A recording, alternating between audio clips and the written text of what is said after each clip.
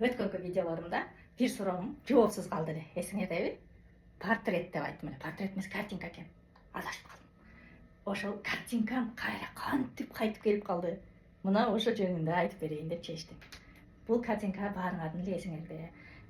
Мен айткам го, художник болуп, сүрөт тартыш оңой эле экен деп.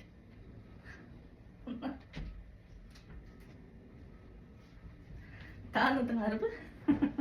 Муну айтып дагы күлбөдүм беле. Силер жөн эле колуңар менен, карандаш менен деле тартып, муну карасаңар, биринчи класстын окуучусу дагы тартат да. Ушинтип тартып сатсаңар болот экен, дебедим беле. Мына ошол картинкам кайтып келиптир өзүмө дагы. Бир күнү эле көчөгө чыксам, Турат жакшына кайып алды. Кайып коюптур. Балам айтып коюп, бул кошуналарга саткан окшойсуз да деп. Жок, кошуна эмес эле, машина келип алып кеткен муну. Эстеймин, себеби бул жөнүндө 2-3 видео тартылган. Анан баарынан кызыгы запискасы менен экен. Апартмент деп туруп, менин квартиранын номерин жазып коюптур. Анан чоң рахмат, биз көчүп атабыз деп.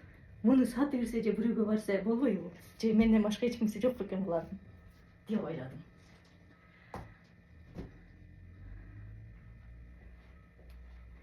Саткан аттар кайтып келет. Ит мышыкты айтпай эле коеюн, ийин таап келишет го. Муну мен 6-7 ай болду кайтып келгенине деп алыпмын. 6-7 ай мен өзү Instagram алып барбай жүрдүм.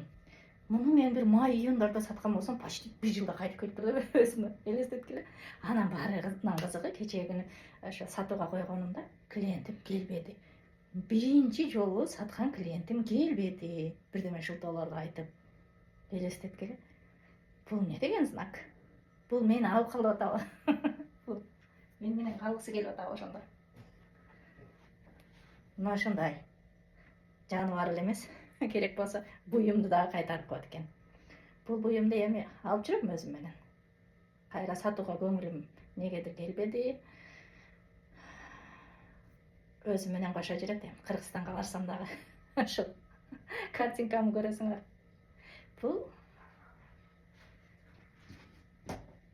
Бул картинкаларды сатууга коём. Бул жамгырда калыптыр, азыр тазалайм.